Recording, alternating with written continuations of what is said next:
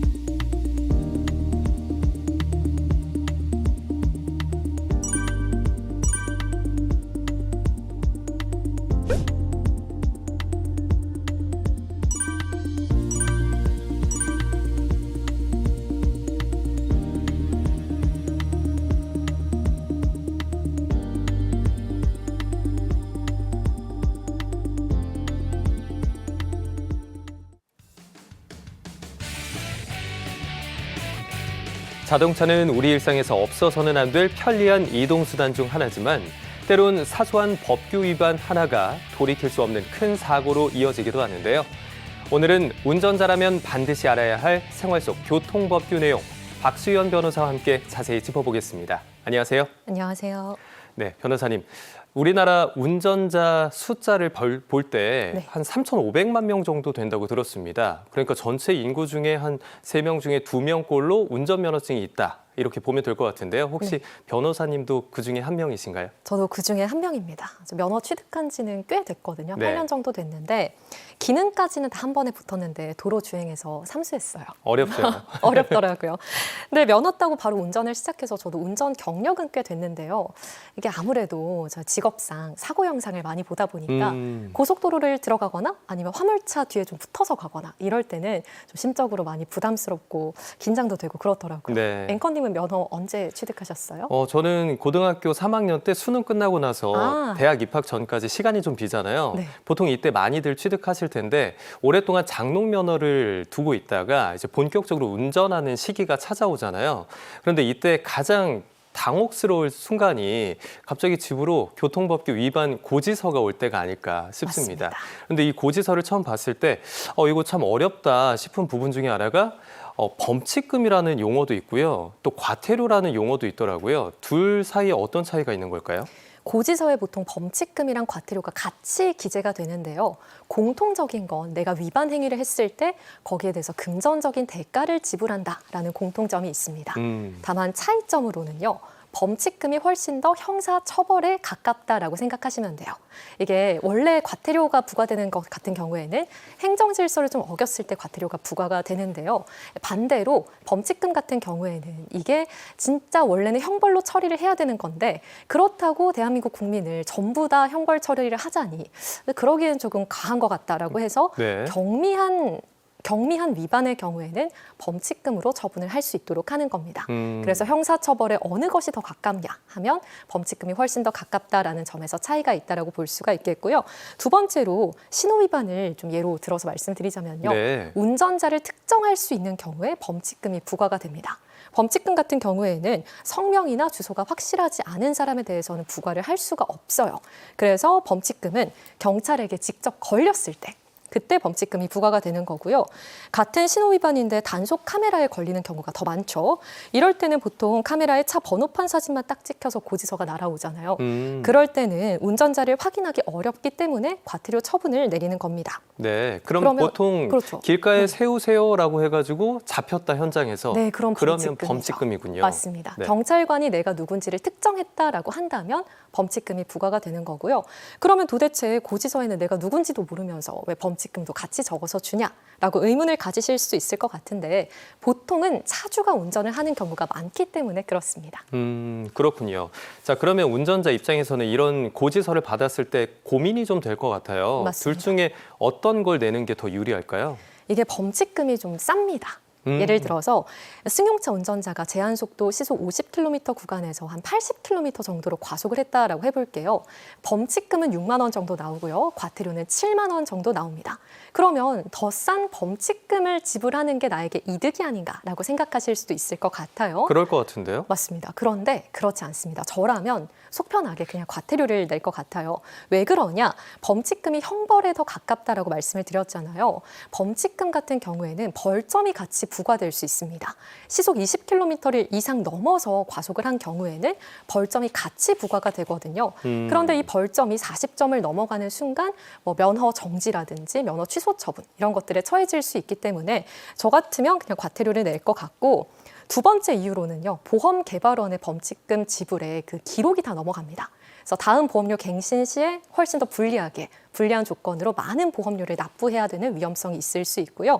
세 번째로 과태료는 사실상으로 직결 심판으로 넘어가지 않아요. 근데 범칙금 같은 경우에는 형사처벌에 가깝다라고 했잖아요.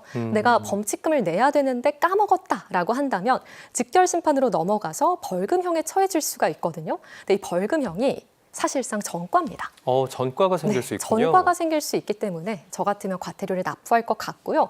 특히 요즘은 과태료 같은 경우에도 사전 납부 기간이 있어요. 그 기간 내에 내면 20% 정도 할인을 받을 수 있어서 사실상 그렇게 가격에 큰 차이가 없으니까 안전한 과태료를 납부하시는 게 더 좋을 것 같습니다. 네, 이렇게 범칙금과 과태료 차이에 대해서 확인을 해봤는데요. 이번에는 일상 속 헷갈리기 쉬운 교통법규 내용 사례를 통해서 자세히 살펴보겠습니다. 교차로에서 우회전을 하던 운전자 A씨. 보행자 신호가 빨간불인 걸 확인하고 통과하려던 찰나 갑자기 도로로 뛰어든 보행자와 부딪히는 사고가 났습니다. 보행자 신호가 빨간불이었기 때문에 A씨도 일시정지 없이 지나가다가 사고가 난 건데요.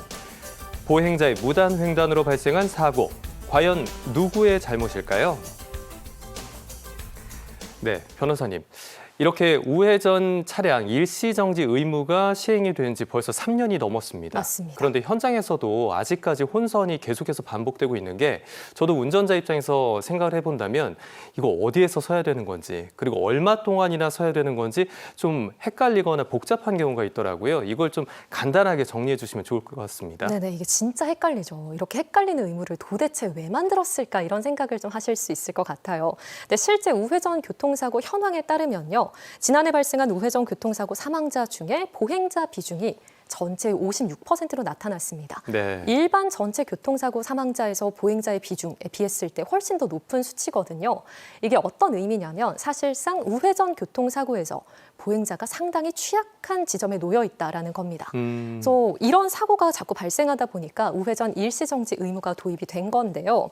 또 지금 우회전 신호위반 단속기간이기도 하거든요. 집중 단속기간 이어서 6월 19일까지 계속해서 단속을 합니다. 근데 현장에 계시는 경찰관분들 말씀을 드려보면요, 5분에 한 대꼴로 적발이 된다라고 해요. 굉장히 많네요. 근데 그만큼 좀 사람들이 많이 규칙을 헷갈려하고 있는 것 같습니다. 그래서 제가 정확하게 도대체 언제 일시정지를 해야 되는지 지금부터 말씀을 좀 드릴게요. 우선 내 눈에 보이는 전방 차량 신호가 빨간색이다라고 한다면 일단 멈추셔야 됩니다. 무조건 서야 되네요. 네, 무조건 일시정지를 하셔야 돼요. 보행자 신호가 빨간색이든 초록색이든 상관없이 전방 차량 신호가 빨간색이면 일단 멈추셔야 되고요. 두 번째로 전방 신호가 녹색인 경우에도 보행자 신호가 초록색이라면 언제든지 보행자가 좀 횡단을 할 수가 있잖아요. 그렇기 때문에 반드시 일시 정지를 하셔야 됩니다. 또 보행자가 횡단보도를 완전히 다 건너갈 때까지 멈춰 계셔야 하고요. 전방 신호가 녹색이고 또 횡단보도에 보행자가 없거나 또는 전방 신호가 녹색이고 보행자 신호가 빨간색이다. 이런 경우에는 천천히 서행을 하시면 됩니다. 네, 이렇게 정확하게 어떻게 멈춰 서야 하는지에 대한 사례를 통해서 설명을 해주셨는데, 앞선 이야기로 한번 돌아가 볼게요. 네. 지금 보행자 신호가 빨간불이었습니다. 운전자 입장에서 볼 때는 억울할 수 있을 것 같아요. 그렇죠. 지금 보행자가 무단횡단을 한 사례잖아요. 그런데 운전자가 차를 몰고 갈 때 당연히 보행자 신호가 빨간색이면 보행자는 걷지 않을 것이다. 멈춰 서야 되는 게 아닌가라고 생각을 하고 그냥 주의를 별로 이렇게 네. 예민하게 네, 맞습니다. 반응하지 않고 갈 수도 있거든요. 근데 이런 경우에도 무조건 서는 게 맞는 건가요? 저도 솔직히 운전자 입장에서 갑자기 무단횡단하는 보행자를 만나면 고라니 같다는 생각을 좀 하거든요. 네. 갑자기 툭 튀어나오면 솔직히 운전자 입장에서 너무 당황스럽잖아요. 그러니까 저런 사람도 내가 봐줘야 되나 싶은 그런 생각이 드실 수도 있는데요. 이게 우선은 서행이 원칙입니다. 아까 말씀드렸듯이 차량 전방 신호가 초록색이고 보행자 신호가 빨간색이다라고 한다면 서행을 하시는 게 원칙인데 이 도로교통법상 서행의 기준이요. 바로 급 정지를 할 수 있을 정도의 천천히 가는 속도를 의미를 해요. 네. 정말 바로 정지를 할 수 있을 만큼 천천히 서행을 해야 된다. 이 의미는 뭐냐면 보행자를 일단 보호해야 된다라는 의미입니다. 그래서 보행자가 횡단보도를 건너려고 하고 있거나 건너가고 있다면요. 반드시 일시 정지를 하시는 게 좋아요. 왜 그러냐? 이 보행자, 무단 횡단하는 보행자와 사고가 났다라고 예를 들어볼게요. 이 사고가 난 경우에 대법원에서는 사실상 교통사고 처리 특례법에 12대 중과실이 규정이 돼 있거든요. 이 중과실, 보행자 보호 의무 위반이라는 중과실에는 해당하지 않는다. 무단 횡단한 사람을 보행자로 봐주긴 좀 그렇다라고 이야기를 하고 있어요. 네. 그래서 사고가 발생했을 때 처벌 불원 의사를 밝히면, 그러니까 보행자가 내가 무단 횡단했으니까 이 사람 처벌 좀 하지 말아주세요라고 이야기를 한다면 처벌을 받지 않을 수 있어요.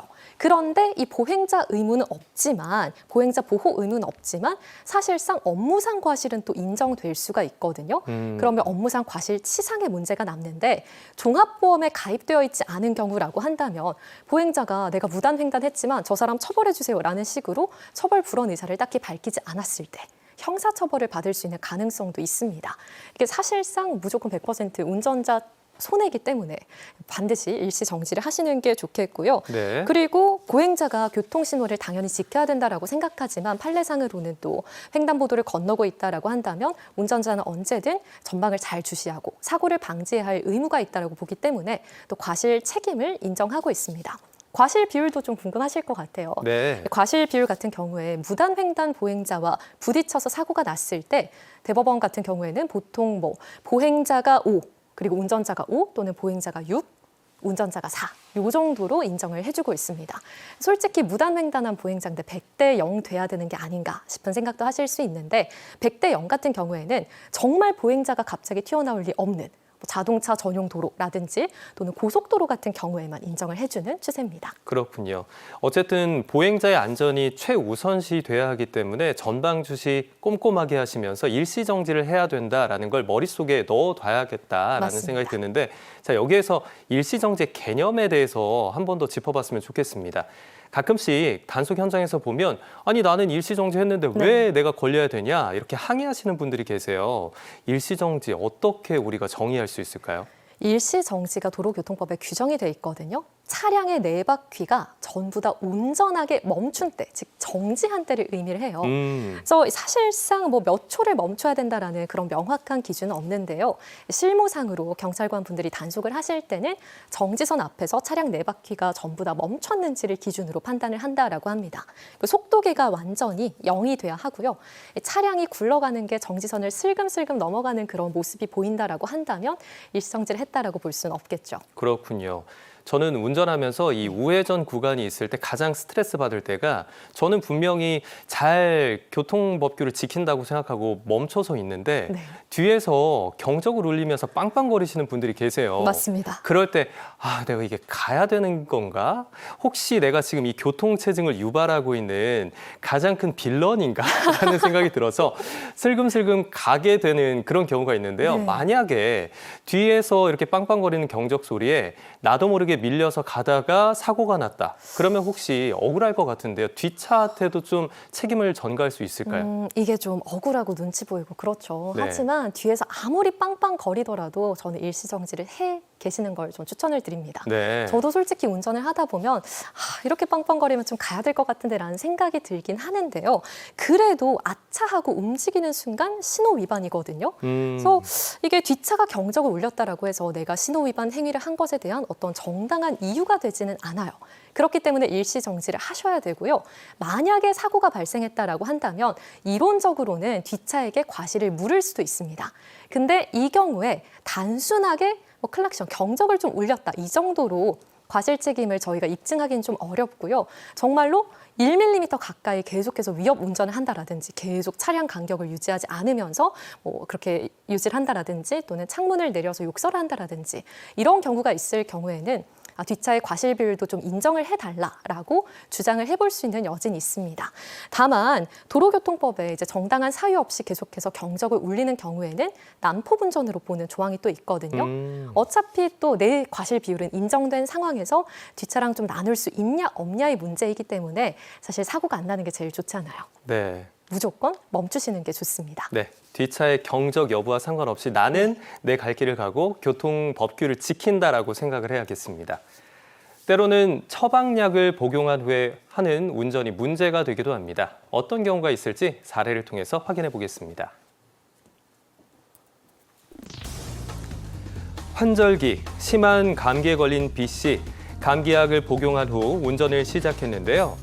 약이 독한지 시간이 지날수록 눈꺼풀은 무거워지고 집중력은 흐트러지기 시작했습니다. 차선을 밟으며 비틀거리자 교통단속 중이던 경찰이 B씨를 멈춰 세웠는데요. 음주 측정 결과는 정상이었지만 약물 운전이 의심된다고 합니다. 이럴 수 있는 건가요? 네, 변호사님. 지금 사례를 보면 단순 감기약을 먹고 운전대를 잡았거든요. 뭐 마약을 한 것도 아닌데 이거 약물 운전이다라고 이야기를 들으면 굉장히 무서울 것 같아요. 맞습니다. 네. 근데 이게 단순 감기약을 먹었다라는 사정만으로 바로 약물 운전이 되는 건 또 아니긴 해요. 이게 작년 말에 개정된 도로교통법 제45조를 보면요. 약물의 영향 또는 그 밖의 사유로 정상적으로 내가 운전을 하지 못한 상태에서 운전을 했을 때를 약물 운전으로 규정을 하고 있거든요. 도로교통법 그리고 마약류 관리법에 규정된 마약 또는 의약품 성분이 포함된 약물을 먹었을 경우에 약물 운전에 해당합니다. 마약은 다들 아실 거고 금지되는 약물은 마약류 관리법에서 규정하고 있는데요. 대표적으로 졸피뎀이나 트리아졸람, 디아제팜 같은 수면제, 케타민이나 프로포폴 같은 마취에 사용되는 약물, ADHD 치료제나 항불안제 등 중추신경계에 작용하는 약물 등이 포함이 됩니다. 또 실제로 수면제인 졸피뎀을 복용한 상태에서 운전을 했다가 벌금형에 처해진 사례가 있고요. 또 마약 성분인 코데인 성분이 포함된 소염 진통제를 복용한 상태에서 운전을 했다가 도로교통법 위반으로 처벌을 받은 사례도 있습니다.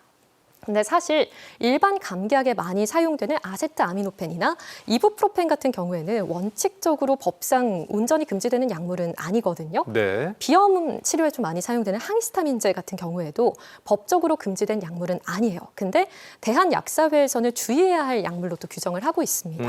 특히 1세대 항히스타민제 같은 경우에는 아예 운전 금지라는 문구를 명시하기도 했단 말이에요. 대한약사회에서. 그렇군요. 그래서 이런 경우에는 반드시 주의를 하셔야 됩니다. 약물의 종류도 종류지만 도로교통법 제45조에서 정말 중점적으로 보셔야 될 부분은 정상적으로 운전을 할 수 있는 상태이냐 아니냐가 쟁점이 되는 거거든요. 그래서 내가 어떠한 약물을 먹고 너무 졸리다라든지 좀 내가 운전을 정상적으로 할 수 있는 상황이 아닌 것 같다라는 판단이 드신다면 그럴 때는 약물 운전으로 좀 처벌받을 위험성도 있으니 반드시 충분한 휴식을 취하신 다음에 운전을 하시는 게 좋겠습니다. 네. 방금 전 설명에서 약물 운전 여부는 정상적인 운전이 가능하냐에 있다라고 소개를 해주셨는데, 자 그렇다면 음주운전의 경우는 호흡을 통해서 우리가 후 불어서 측정을 하잖아요. 약물 운전은 어떻게 측정하게 되나요? 음주운전은 주행 중인 차량을 좀 일괄적으로 정지를 시켜서 한 명씩 지나가면서 부세요라는 식으로 측정을 하잖아요. 네. 근데 약물운전 같은 경우에는 신고가 접수가 됐거나 또는 교통사고가 발생했을 경우에 측정을 하게 됩니다. 그래서 일반적으로 뭐 전부 다 뭐 측정을 하는 건 아니니까 그런 부분 너무 염려하지 않으셔도 될 것 같고요. 단속 방법이 좀 다릅니다. 경찰관이 운전자의 언행이나 좀 말투, 행동 이런 것을 봤을 때 약물을 좀 복용하신 것 같다라는 생각이 들 때 이때 단속을 하게 되는데 어떻게 하느냐? 좀 똑바로 걸어보라라고 한다든지 한 바퀴 돌아보라라고 한다든지 한 발을 들고 서 있으라라고 한다든지 이렇게 행동으로 체크를 해요. 그래서 똑바로 걸으라라고 분명히 부탁을 드렸는데 갈짓자로 갈팡질팡하면서 이렇게 보행이 스텝이 좀 이상해진다라고 한다면 그때부터는 타액 검사를 합니다. 간이 시약 검사라고 해서 이 타액으로 측정하는 시약 검사를 한 다음에 소변 검사나 혈액 검사 같은 수순으로 정확하게 마약 같은 또는 약물을 복용했는지 여부를 판단한다라고 합니다. 그렇군요. 자, 여기서 한 가지 더 궁금해지는 게 있는데요. 음주운전 같은 경우에는 사고를 냈을 때 보험회사가 보험 처리를 해주지 않아도 된다는 면책 조항이 있잖아요. 자, 그렇다면 약물운전은 어떤지도 궁금합니다. 혹시 음주운전이랑 비슷하게 보험사에게 책임이 없어지는 건가요? 굉장히 음주운전과 유사하다라고 네. 보시면 됩니다. 약물을 복용하고 운전을 했다가 사고가 난 경우에는 정말 내가 큰 손해배상금을 물어내야 될 수도 있겠구나라는 생각을 꼭 하셔야 되는데요. 자동차 손해배상보장법, 즉 자배법에서는요. 음주운전과 약물운전을 동등하게 보고 있어요. 그래서 보험회사에서 운전자를 상대로 구상권을 행사할 수 있도록 하거든요. 이 구상권이 뭐냐면 보험회사에서 피해자에게 일단 손해배상금을 지급했는데 그럼 내가 피해자에게 지급한 손해배상금 당신에게 청구하겠습니다라고 해서 운전자에게 받아낼 수 있는 제도예요. 이런 걸 자배법, 법적으로 구성을 하고 있기 때문에 반드시 주의를 하셔야 되고요. 또 금융감독원 표준약관에도 약물 운전은 좀 보상 제외 사유로 규정이 되어 있습니다. 그리고 대부분의 보험사에서 보험 약관에 약물운전 관련해서는 자기 부담금 조항을 넣고 있어요. 즉 사고가 발생했을 때 자기 부담금의 비중이 훨씬 더 높아지는 거죠. 그렇기 때문에 내가 약물운전이라고 판단되는 순간 손해배상금은 거의 자비 부담이겠구나라고 생각하셔야 되고 또 보통 보험금 같은 경우에 이 사고 손해배상금도 손해배상금도 좀 이제 주지만 형사 합의금이나 변호사 선임 비용 또는 뭐 벌금 같은 경우에 지원을 해주거든요. 그런데 약물 운전 같은 경우에는 이런 부분에 있어서도 지원을 전혀 못 받는다라고 생각을 하시면 됩니다. 또 약물 운전 이력이 한 번이라도 남으면 자동차 보험 갱신 때 보험료가 상당히 기하급수적으로 올라갈 수가 있고요. 또 다음 보험 체결을 할 때에도 거절될 우려가 있다라고 하니까 반드시 주의를 하셔야겠죠. 네, 설명을 듣다 보니까 약물 운전에 대한 우리 사회의 인식이 좀 더 엄격해지고 있구나라는 생각이 드는데요. 자, 처벌 수위는 어떤가요? 지난 4월부터 약물 운전에 대한 처벌이 강화됐다는 이야기를 들었는데요. 조금 더 엄격해지고 있는 분위기겠죠? 네, 맞습니다. 원래는 약물운전의 법정형이 3년 이하의 징역 또는 1,000만 원 이하의 벌금이었는데요. 압구정 롤스로이스 사고 등이 발생하면서 사회적으로 경각심이 높아지다 보니까 법정형도 같이 올라갔습니다. 이제는 5년 이하의 징역 또는 2천만 원 이하의 벌금으로 상한선 자체가 올라갔고요. 재범 시에는 2년 이상 6년 이하의 징역 또는 1,000만 원 이상 3천만 원 이하의 벌금형에 처해질 수가 있습니다.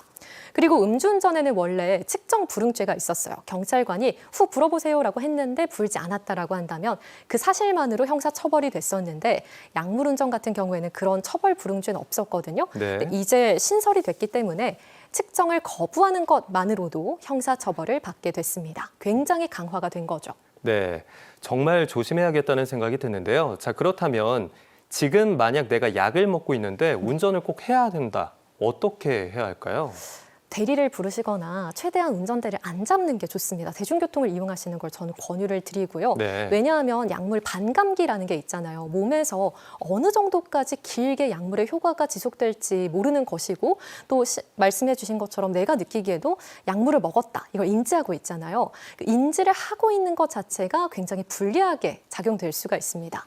약물을 먹고 내가 약물을 먹고 몸이 안 좋은 상태를 알았음에도 불구하고 운전을 했다라고 하면 그 도로교통법 위반 소지가 분명히 있는 거거든요. 네. 네. 자, 그러면은 약 같은 걸 먹을 때도 좀 꼼꼼하게 체크해봐야 될 내용이 있을 것 같은데 어떤 것들을 주의해서 보면 좋을까요? 경고 문구를 반드시 확인하셔야 됩니다. 뭐 운전 또는 기계 조작 주의 같은 이런 문구가 요즘에 약 봉투에 다 설명이 돼 있거든요. 그런 문구 반드시 확인하셔야 되고요. 그런 문구가 있다라고 한다면 굳이 운전을 안 하시는 게 좋겠죠. 그리고 사고가 발생했을 때 과실이 좀 더 높게 측정될 수가 있어요. 알고서도 운전을 했다라는 그 사실 자체로 훨씬 더 가중처벌을 받을 수 있기 때문에 이런 부분 반드시 체크를 하셔야 되고요. 또 비염이 있어서 항히스타민제 드시는 분들 요즘 또 꽃가루가 많이 날리다 보니까 네. 좀 비염이 있으신 분들이 많이 드실 것 같은데 1세대 항히스타민제를 복용하고 있지는 않은지 확인을 해보셔야 됩니다. 대한약사회에서 운전 금지라고 명시적으로 발표를 해놓은 상태이기 때문에 반드시 주의를 하셔야 되고요. 또 평소에 정신과 치료를 받고 계시거나 복용하는 약물, 뭐 중추신경계에 작용하는 약물을 좀 복용하고 계신다라고 한다면 주의를 하셔야 됩니다. 특히 그 포장지에 향정신성이라고 적혀 있거나 마약성이라고 적혀 있다라고 한다면 반드시 운전대를 잡으시면 안 됩니다. 또 네. 항암 치료 중이시거나 또 통증이 매우 심한 질병을 앓고 계시는 분들 같은 경우에는 그 진통제 내부에도 마약이 포함되어 있는 경우가 상당히 많아요.